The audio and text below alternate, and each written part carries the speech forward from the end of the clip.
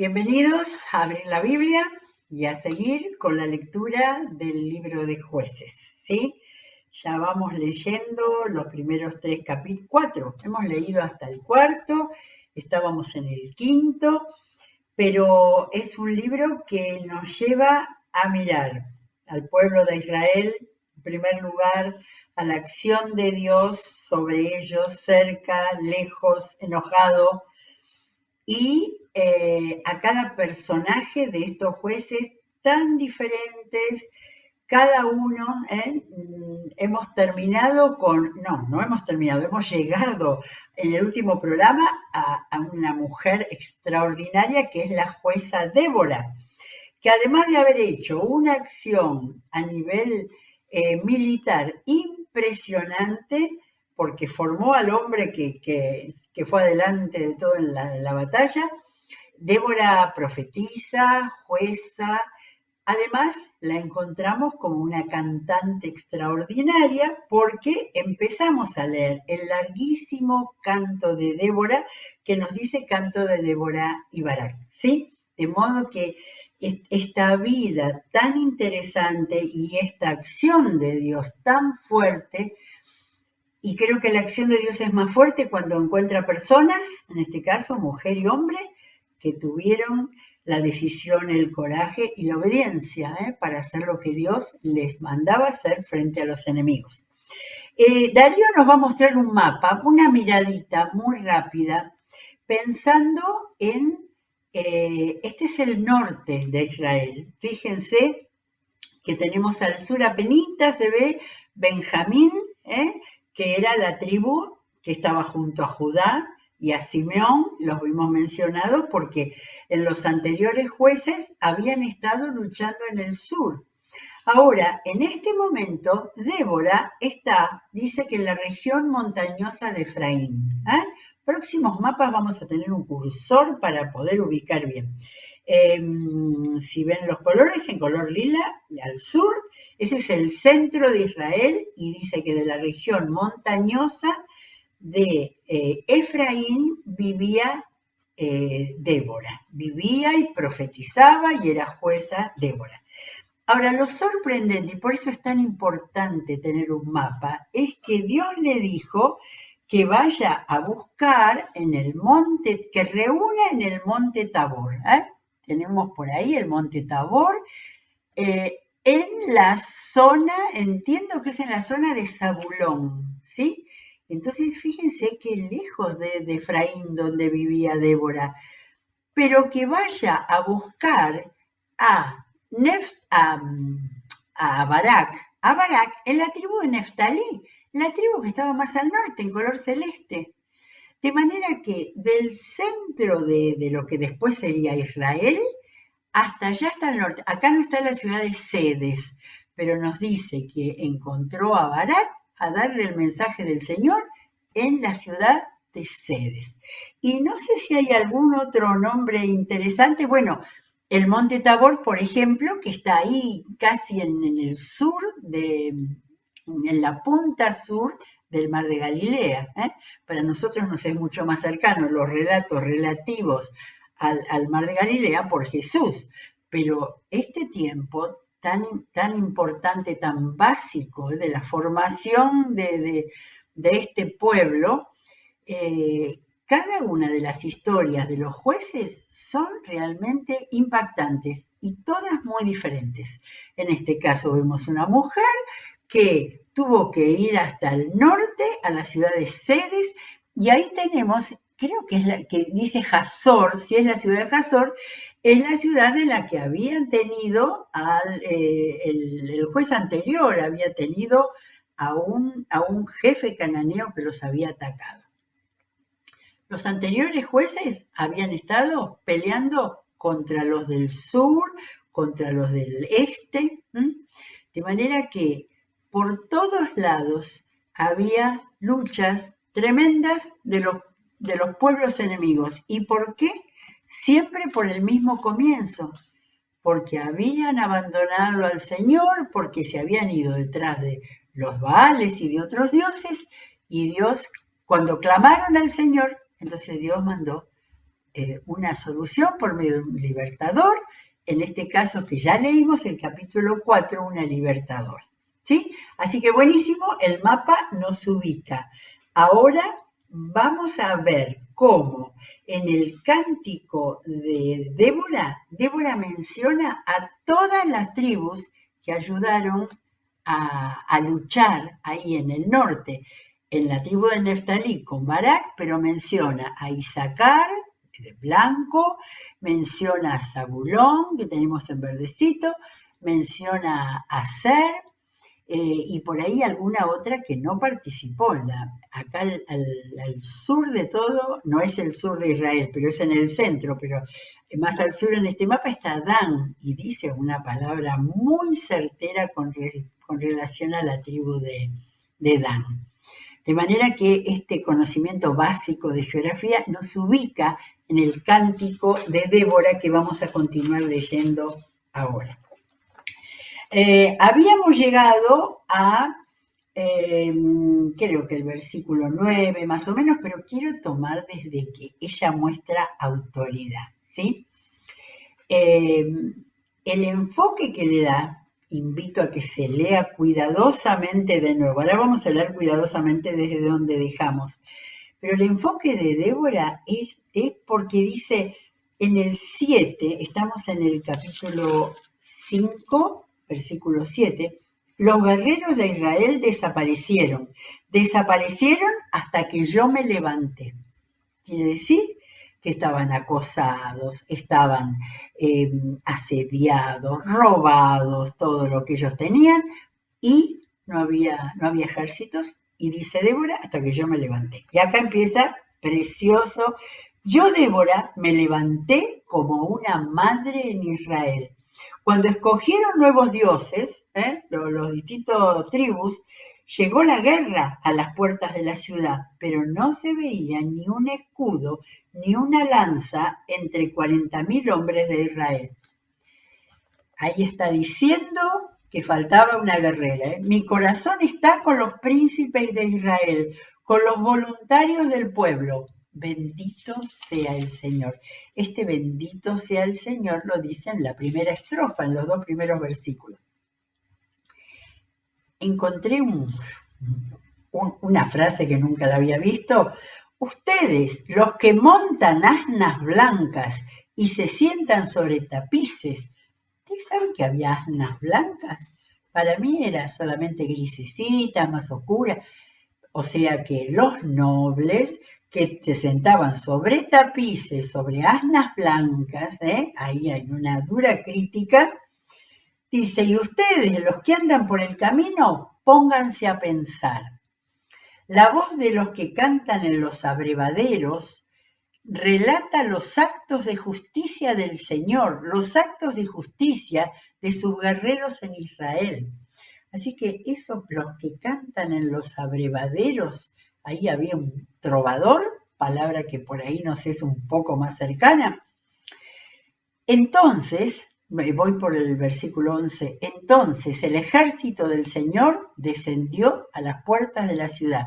Despierta, despierta, Débora, despierta, despierta y entona una canción. Levántate, Barak, lleva cautivos a tus prisioneros, oh hijo de Ahinoam.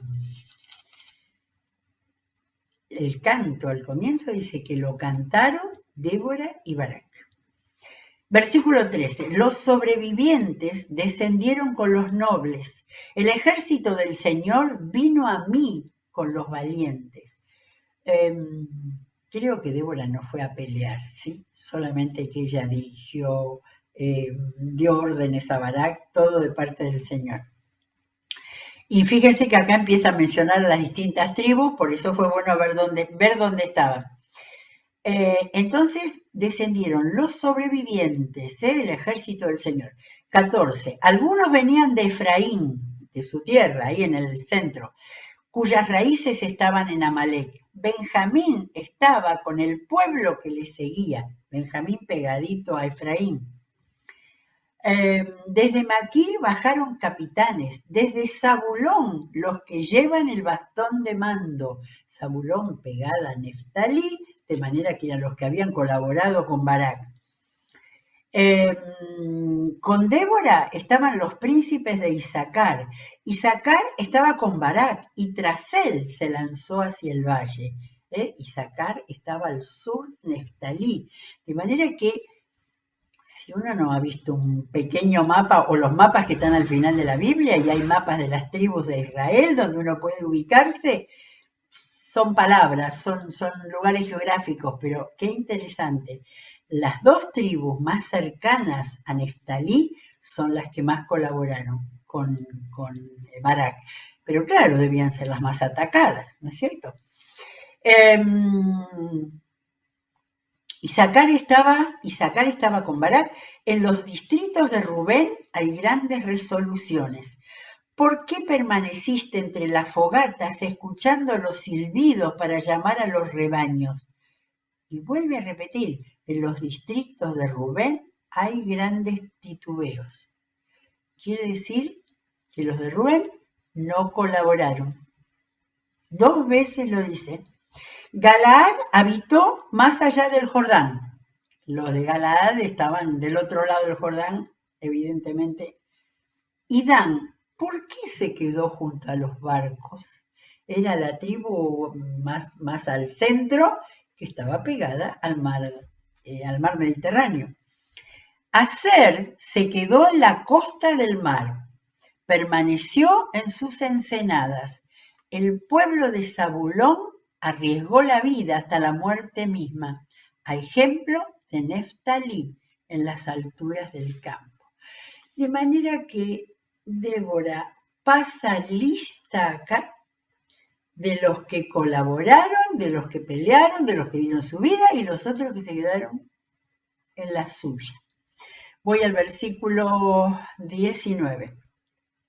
Los reyes vinieron y lucharon junto a las aguas de Megiddo. Los reyes de Canaán lucharon en Tanac, pero no se llevaron plata ni botín, porque eran cananeos estos.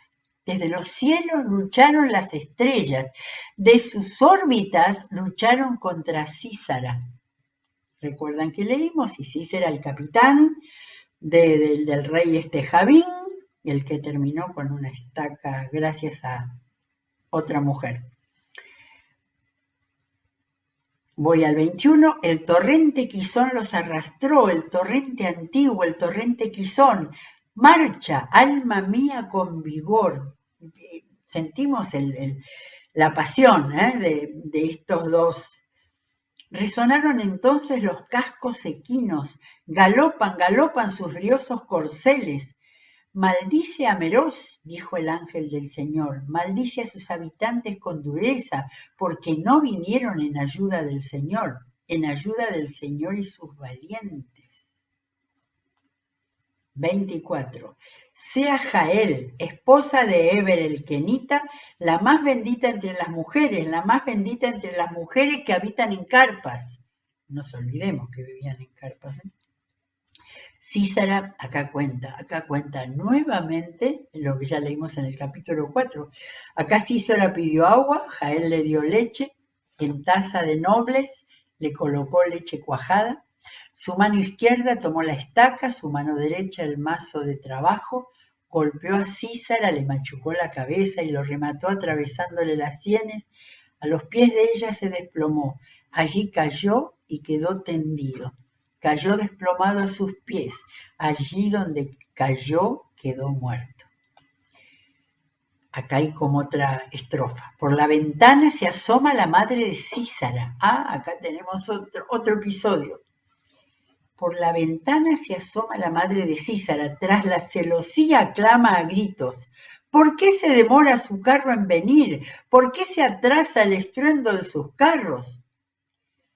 La más sabia de sus damas le responden, y ella se repite a sí misma, seguramente se están repartiendo el botín arrebatado al enemigo.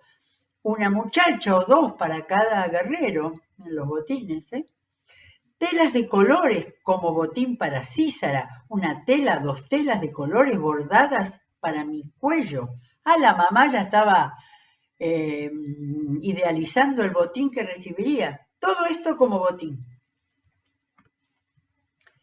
así perezcan todos tus enemigos, oh Señor. Pero los que te aman sean como el sol cuando sale en todo su esplendor. ¡Qué maravilla este canto de la victoria! Que es un canto de la victoria. Y entonces estamos terminando el capítulo 5 de Jueces y dice: entonces el país tuvo paz durante 40 años. ¿Sí? Los comentaristas siempre ponen que ese número no era exacto, que era indicando muchos años. ¿Sí? En realidad uno lee los capítulos uno tras otro y le parece que pasó en un año, el año siguiente no. Han pasado muchos años entre un episodio y otro. Y vamos a ver, si Dios quiere, al final del libro de Jueces, vamos a ver un mapa en el que aparece cada lugar donde hubo un juez que Dios puso para salvarlos como libertadores. Y vamos a ver que fue en todo el territorio. Muy bien, capítulo 6, otro de los grandes. Toda la primera parte de Jueces es, por supuesto, que empieza como todos los relatos. Los israelitas hicieron lo que ofende al Señor y los entregó en manos de los madianitas durante años. Acá nos fuimos al sur. Los madianitas estaban en el sur, tirando a Egipto. Cuando Moisés fue escapando de Egipto, fue a Madián, a Jetro, y cuidó las ovejas de Jetro en Madián. De manera que es algo así como mitad de camino entre Egipto y la tierra de Canaán. Era tal la tiranía de los madianitas que los israelitas se hicieron escondites en las montañas y en las cuevas y en otros lugares donde pudieran defenderse. Parece mentira, ¿no? Habían pasado muchos años, pero habían vivido momentos de esplendor. Pero siempre que los israelitas sembraban, los madianitas, amalecitas, otros de ahí del sur y del este, y otros pueblos del oriente venían y los atacaban, acampaban y aminoraban y arruinaban las cosechas por todo el territorio, hasta la región de Gaza, hasta la costa, la región de los filisteos. No dejaban en Israel nada con vida, ni ovejas, ni bueyes, ni asnos. Llegaban con el ganado y con sus carpas como plaga de langostas. Tanto ellos como sus camellos eran incontables e invadían el país para devastarlo. Era tal la miseria de los israelitas por causa de los madianitas que clamaron al Señor pidiendo ayuda. ¿Será posible que todos los episodios van a empezar con que los israelitas hicieron lo que ofende al Señor y terminan en la angustia mayor? Clamaron pidiendo ayuda. Capítulo 6, versículo 7. Cuando los israelitas clamaron al Señor a causa de los madianitas, el Señor les envió un profeta que dijo: así dice el Señor Dios de Israel: yo los saqué de Egipto, tierra de esclavitud, y los libré de su poder. También los libré del poder de todos sus opresores, a quienes expulsé de la presencia de ustedes para entregarles su tierra. Les dije: yo soy el Señor su Dios. No adoren a los dioses de los amorreos en cuya tierra viven, pero ustedes no me obedecieron. Acá está hablando de un profeta, es uno de esos profetas ignotos, sin nombre, que el Señor usó muchas veces. Pero acá tenemos una aparición. El ángel del Señor vino y se sentó bajo la encina que estaba en Ofra, la cual pertenecía a Joás del clan de Abiezer. Su hijo Gedeón estaba trillando trigo en un lugar para protegerlo de los madianitas. Cuando el ángel del Señor se le apareció a Gedeón, le dijo: el Señor está contigo, guerrero valiente. Pero Señor, replicó Gedeón, si el Señor está con nosotros, ¿cómo es que nos sucede todo esto? ¿Dónde están todas las maravillas que nos contaban nuestros padres cuando decían el Señor nos sacó de Egipto? La verdad es que el Señor nos ha desamparado y nos ha entregado en manos de Madián. Qué típica, ¿eh? Qué típica reacción. Pensar que Dios ha desamparado por parte de aquellos que dejaron al Señor.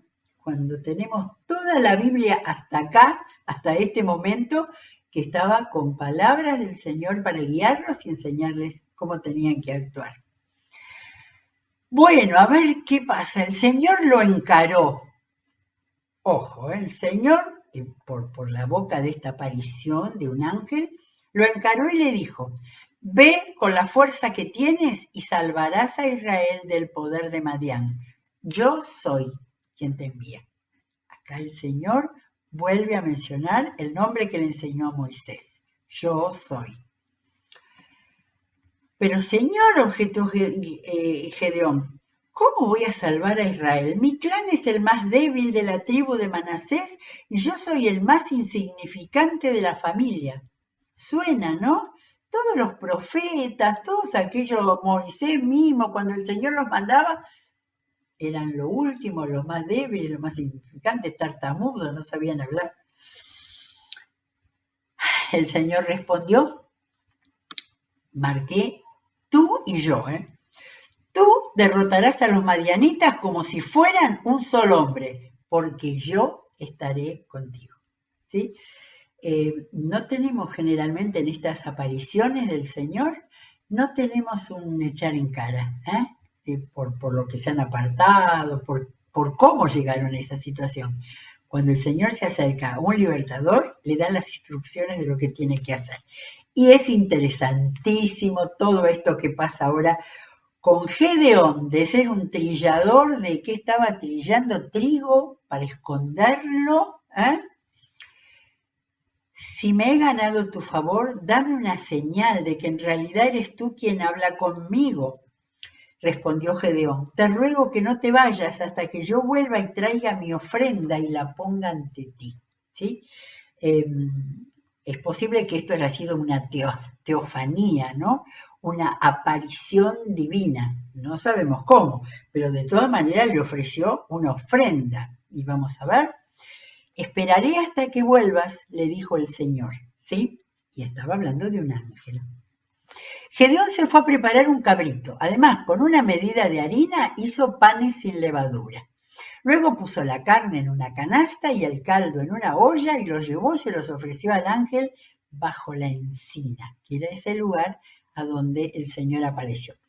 Pero el ángel le dijo, toma la carne y el pan sin levadura y ponlos sobre esta roca y derrama el caldo.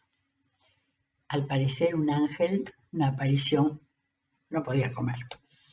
Así lo hizo Gedeón. Entonces, con la punta del bastón que llevaba en la mano, el ángel del Señor tocó la carne y el pan sin levadura, y de la roca salió fuego que consumió la carne y el pan.